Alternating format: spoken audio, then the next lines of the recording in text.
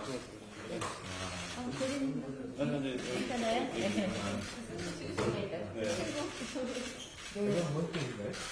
월 200만 원, 최저임금도 못 받네요. 네. 그리고 무주택자.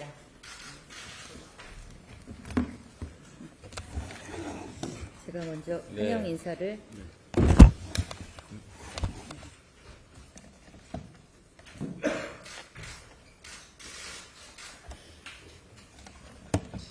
네. 정의당을 찾아주신 이재명 대표님 진심으로 환영하고 축하드립니다. 그동안 여러 민생 현장과 그리고 또 제가 행안위 위원으로서 지난 2년 동안 국정감사 때 얼굴을 뵀습니다. 그만큼 긴 시간 변방에서 실력을 겨루셨을 거라고 짐작합니다. 성남시장, 경기도지사를 거쳐서 대선 후보까지 변방에서 중심부로 밀고 들어온 실력이 있으시니 제1야당 대표의 역할도 훌륭히 해주실 거라고 기대합니다. 당대표 취임 일성으로 민생 개혁을 거듭 강조하셨습니다. 고물가의 고금리, 고환율 위기가 한꺼번에 밀려오는 총체적 위기 상황에서 정의당의 과제도 아까 보셨던 것처럼 민생 현실에서 출발합니다. 다만 이 민생이라는 추상적 표현으로 구체적인 시민들의 삶이 가려지는 것은 경계해야 된다고 생각합니다. 그래서 저희는 월 200만 원도 못 받는 현실, 노동자의 현실, 무주택자 이 현실에서 출발하고 있습니다. 여야 모두 민생을 약속하지만 민생이라는 넓고 추상적인 그늘에 정작 노동자와 서민, 사회적 소수자의 구체적인 삶은 가려져 있습니다. 13년째 손배소 재판과 손배 배상금에 시달리는 쌍용차 노동자들의 삶이 가려졌고 지옥고를 전전하는 무주택 세입자들의 삶이 가려졌습니다. 이것은 사회 정의 실현의 문제가 아닌 정치가 마땅히 져야 할 책임의 문제입니다. 이번 후반기 국회만은 달라야 합니다. 정치가 누구의 민생을 더욱 우선순위에 놓을 것인가를 놓고 여야가 치열하게 토론해야 합니다. 정의당이 대변할 시민의 이름은 정당한 임금과 노동권을 요구했다는 이유 하나만으로 거액의 손해배상을 청구당한 대우조선 하청 노동자와 하이트 진로 화물 노동자들입니다. 살아남기 위해 선택한 반지하방이 감옥이 돼서 쓸쓸히 세상을 떠난 무주택 세입자들입니다. 정의당은 이번 국회를 이들 시민의 삶을 지키는 국회로 만들려고 합니다. 노동자의 온전한 노동권을 보장하는 노란봉투법과 일하는 시민 기본법, 600만 주거 취약계층을 위한 주거기본법과 주거급여법을 최우선 과제로 추진할 것입니다. 이재명 대표께서도 억강부약의 정치 철학을 말씀해 오신 만큼 함께 협력할 과제가 많을 거라 생각합니다. 제1야당 대표의 역할이 어느 때보다 막중한 시기입니다. 반사이익 정치와 결별해야 한다는 말씀에 100번 공감합니다. 반사이익 정치와 결별하고 시민에게 신뢰받는 정치를 여는 유일한 길은 대화와 타협의 정치를 복원하는 것입니다. 정부 여당이 항로를 찾을 수 있도록 견인할 책무가 야당에 있습니다. 제1야당이자 입법부의 제1당으로서의 그 역할을 앞장서 해주실 것을 당부드립니다. 힘없는 시민을 지키고 정치를 복원하는 일이라면 정의당도 언제든 협력하겠습니다. 감사합니다.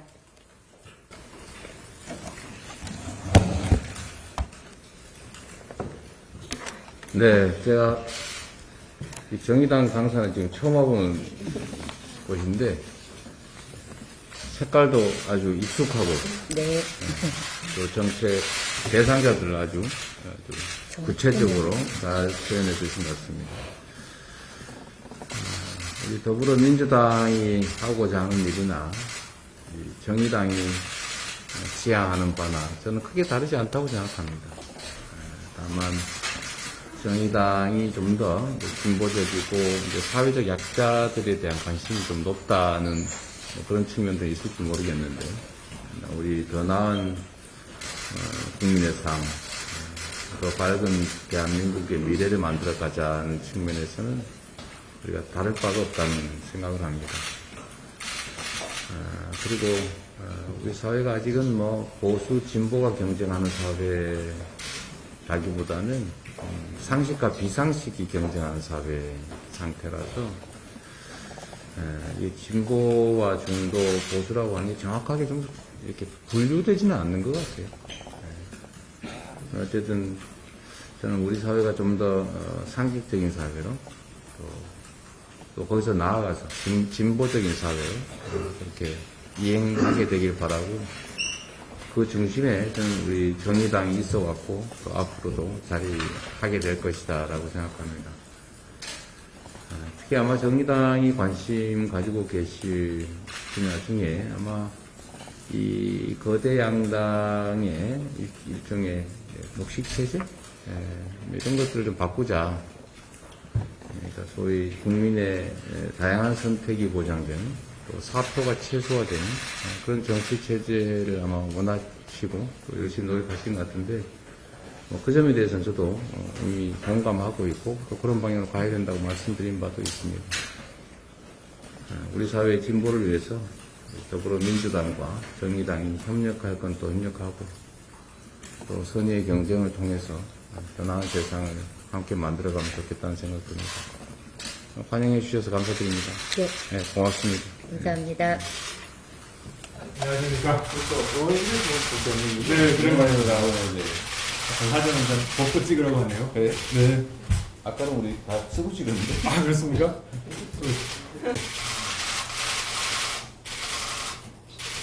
민주당의 미운털이 콕콕 박혀있는 저 같은 사람까지 찾아와 주셔가지고 감사합니다. 왜 민주당에서 미운털이 바뀌었죠? 아, 뭐 검수완박도 반대하고 이래저래 많이 검수완박이라는 단어를 쓰니까 미운털이 바뀌셨는 모양이다. 습기 풀리는 찬성이죠? 예. 네. 아니 저는 중심 잡으려고 한 건데 이해해 주셨으면 하고요. 네, 뭐 제가 잘 모르는 상황이라. 축하드립니다. 예. 저는 어떻게 하다 보니까 민주당하고 국민의힘 중간에 서 있는 사람이 저 하나인 것 같습니다. 아 그래요? 예. 법사위도 여야 이렇게 막 정쟁하지 않습니까? 법사위원이세요? 그렇습니다. 그래서 지금 마침 어제 김용민 의원님이 그 김건희 특검법 네. 패스트트랙 얘기를 하시더라고요. 네. 근데 이제 딱 제가 그 한석입니다. 이제 고민이 시작됐습니다. 아 그래요? 캐스팅 못해요? 그렇습니다. 패스트트랙을 위해서는 어찌하면 좋을까요? 뭐 원칙과 상식에 따라서 하면 되죠. 뭐. 그게 제일 중요한 거 아닙니까? 국민의 눈높이에 맞게 원칙과 상식에 따라서. 맞습니다. 저는 오히려 이 지금 한반도의 위기, 그다음에 물가가 이렇게 올라가는 거 그런 거에 관한 특검이 있으면 두 손 두 팔 들고 찬성하고 싶은데 아니 그것도 하고 뭐 한 가지만 하는 건 아니니까 세상 일을. 근데 또 정치란 게 그게 이제 통과되면 모든 걸 빨아들일 테니까 과연 그게 가장 중요한지 그런 고민이 좀 됩니다. 하여튼 시대 전환이 역할을 하고 있군요. 네. 시대를 전환하려고 지금 끌고 가고 있는데 헉헉대고 있습니다. 앞으로 민주당하고 여러 가지 협력할 일도 많을 거고 특히 이제 대표님께서 대통령 선거 기간 중에 이제 약속하신 정치 개혁, 네. 선거제 개혁 저희 해야죠. 네. 확실히 의사가 있으신 거죠? 우리는 말한 건 지키잖아요. 너무 좋습니다. 네. 아니 뭐 우리 소수 정당 입장에서 당연히 그 사표가 없는 네. 그 국민의 의사가 소수가 다 반영될 수 있는 그런 정당 시스템을 원하실 테고 저는 정치가 원래 그래야 된다고 생각하죠. 맞습니다. 이 사표들은 되게 압도적 다수당들이 그 불로소득하는 그런 경우가 되지 않습니까? 맞습니다. 다양하게 국민들의 정치적 의사가 반영되는 게 필요하고 또 그렇게 해야 정당들끼리 선의의 경쟁을 합니다. 저도 동의하고요. 세상에 이제 흰색과 검은색 사이에 수만 가지 회색이 있지 않습니까? 우리 정치는 이 회색의 영역을 되게 죄악시하는 것 같습니다. 그리고 되게 겁내하시는 것 같고. 근데 삶은 어쩌면 회색이 더 많지 않습니까? 그럴 수 있죠. 그래서 다음 총선을 넘어서면 다음 국회에서는 저희 같은 새로운 정당들이 좀 네. 여러 개가 생겼으면 좋겠습니다. 어쨌든 시대 전환이 그 중에 한 역할을 하십시오. 그렇죠. 네, 그 역할을 하고 씨를 뿌리도록 하겠습니다. 잘 됐으면 좋겠네요. 저는 언제나 말씀드리지만 국민들의 다양한 선택이 가능한 그런 정치 환경을 만드는 게 진정한 정치 개혁이다. 그렇게 해야 정치가 바뀌고 그래야 세상이 바뀐다. 그런 생각하고 있습니다. 동의합니다. 전에도 제가 말씀드렸잖아요. 기억합니다. 기억하실지 모르겠는데 이제 제가 이것까지만. 여기까지만 할까요? 영 대표님. 네, 오랜만에 뵙습니다. 그러게요. 저번에 농성하시더니 다 해결된 거예요? 해결 아직 안 됐죠, 제가 아직. 아직 그래서 안 됐어요? 행안위에 있습니다. 지금 기재위에 없고 국민의 상황이 덜해가지고. 기재위를 가지고 됐는데. 네, 저희 오승호 공동대표. 네, 오십니다. 네, 뭐 이렇게 네, 이쪽에서 사진 촬영을 먼저 한다고. 맞습니다.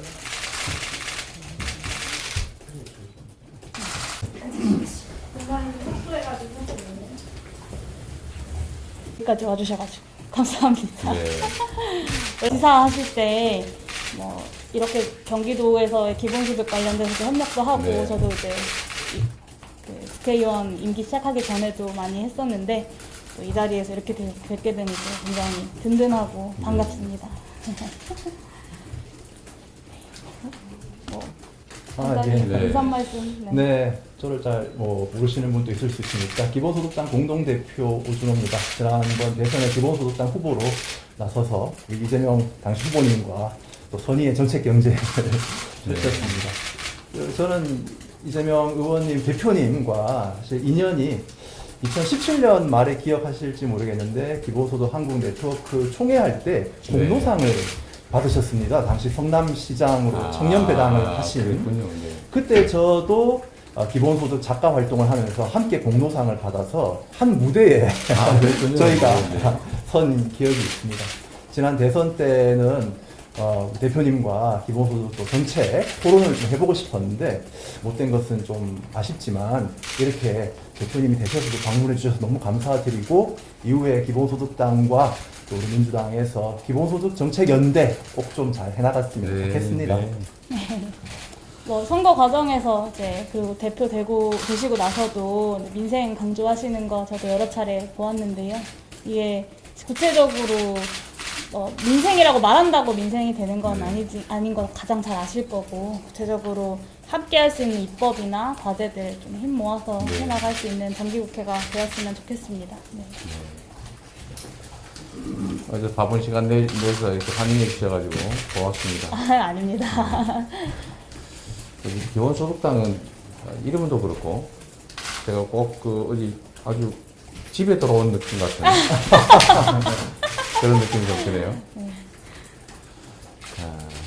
사실 이제 우리가 정치적 환경 때문에 잘 의제화가 좀 쉽지 않긴 하지만 제가 우리의 미래는 노동을 생산에서 노동이 차지하는 비중이 점점 줄어드는. 네. 그러니까 기술과 자본이 차지하는 비중이 점점 늘어나는 그런 새로운 세상을 맞이하게 되는데 생존을 노동소득으로만 한정하는 그런 세상이 이제 가고 있다.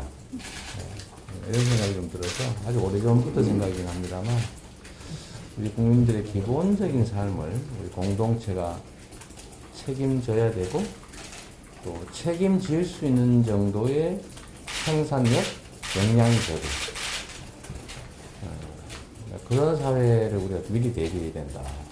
그래서 이번에도 제가 최소한의 삶이 아니라 기본적인 삶이 보장되는 사회. 그 중에 예를 들면 뭐 교육, 소득,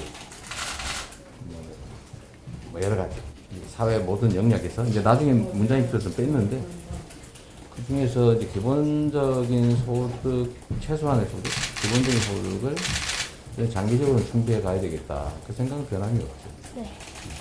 이제 우리 기본소득당은 아예 그 의제 자체를 당명으로 썼으니 좀 이렇게 우리 사회의 미래 핵심 의제인데 잘 이끌어가고 국민 속에서 좀 잘 자리 잡아서 당세도 확장하고 의제도 확산하고 그랬으면 좋겠다는 생각이 듭니다. 네, 저희가 또 해야 할 일이 많죠. 뭐, 이재명 대표님이 경기도지사 하실 때 이제 경기도민 공론화 네. 사업이 아주 모범적이었다고 평가합니다. 그것을 전 국민에게 좀 이런 공론화를 확대하기 위해서 기본소득 공론화법을 제가 좀 설계를 했었고 네. 용해 의원님이 발의를 하신 바 있습니다. 뭐 윤석열 정부 내에서 또 기본소득 정책 우리가 함께 연대해 가야 될 텐데 전 국민 이런 기본소득 공론화부터 네. 기본소득에서 좀 토론을 더 널리 하자라는 취지에 뭐 이런 것부터 좀 시작해보면 어떨까라는 생각도 듭니다. 좋은 의견이시고요. 사실 공론화는 매우 많이 돼서 국민의힘도 정강정책 1조 1항이 기본소득 도입한다는 네. 거니까 그렇게 말합니다. 그건 이제 진심인지는 잘 모르겠지만 그게 이제 국민적 관심이 높으니까 아마 거기다 넣은 것 같아요. 그러다 나중에 뭐 공격들을 많이 하긴 하던데 그래서 좀 국민적 공감을 계속 높여가는 건 중요한 일인 것 같습니다. 네, 아무래도 저도 이제 기본소득 관련된 여러 가지 활동들을 하면서 또 많이 뵙고 또 한국에서 기본소득 관련돼서 가장 실제로 시행하기도 하셨던 분인 만큼 또 그런 이재명 의원님이 또 대표가 되셨으니 앞으로 기본소득의 어떤 이슈의 확장에도 좀 큰 힘이 되시지 않을까라고 기대하고 있습니다.